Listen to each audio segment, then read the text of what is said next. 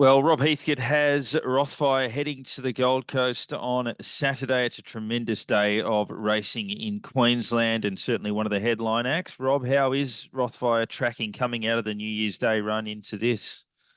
Oh, he's in great order. I mean, at the end of the day, I had him down in Melbourne for an abbreviated campaign where things didn't go entirely to plan. We only ended up giving him the two starts because he jarred up a little bit and he bumped into Imperatriz, that too.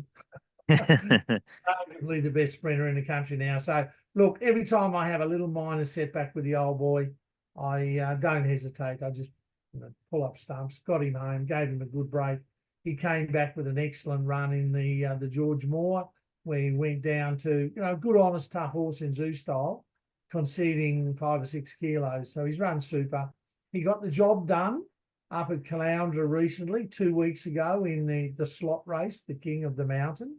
Some would argue that he wasn't as conclusive as he perhaps should have been, but if you've ever been to Toowoomba, it's a very, very quirky track. It's an unusual track where, it's downhill, uphill, around a sweeping bend.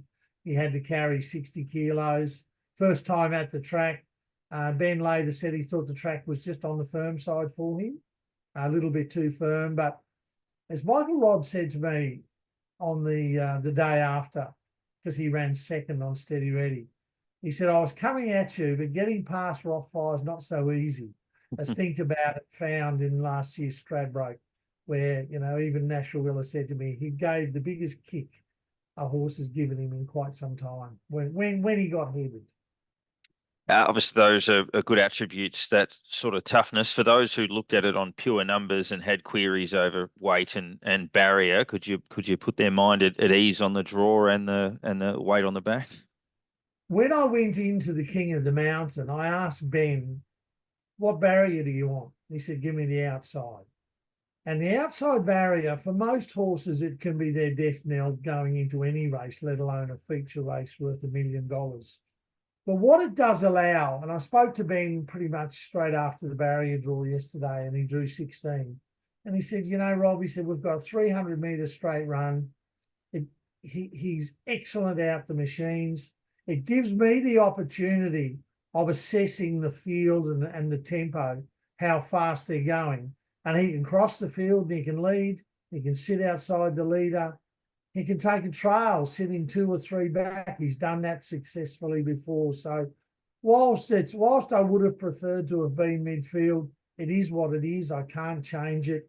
1,300 metres, I feel, is the wheelhouse distance for this horse. He's not won over 1,400. He ran a damn good second, to think about it, in last year's Stradbroke with top weight as well. So there's no think about it in this field on Saturday. He's got 61 kilos for a reason, but he is the best horse in the race. Just a summary of your other runners. You've obviously got plenty going on the day. A lot of interest around Abounding, obviously, in a significant race. But can you sort of take us through your other chances? Yeah, well, you mentioned Abounding. She's just a quality filly. She never runs a bad race. Question mark going to the 1,400 metres for the first time. Yeah, I admit that. But I elected not to run 2 weeks ago to give her that little freshness edge going into this race. And I see the markets have held her in high regard. She's $7.750 third favourite. And she's drawn favourably coming out of barrier 6. So big chance. Elsewhere on the day, Party Spirit in the Country Cup to kick the show off. Bit of a throw at the stumps. I sent her out to Warwick. She won a maiden in a Class 1. I sent her to Warwick to take on open company, tough country bushy sprinters, and she beat them. And now she lines up as favourite on Saturday. So, I tend to respect the market. If the market thinks she's $5 favourite, then I'm going into a $500,000 race with an air of confidence. Elsewhere on the day, I think we can see a return to form of Prince of Boom. He was a star during our winter carnival, but wheels fell off a little bit. Took him up to Caloundra in that 1,000-metre race where they went quicker than an F-16 jet.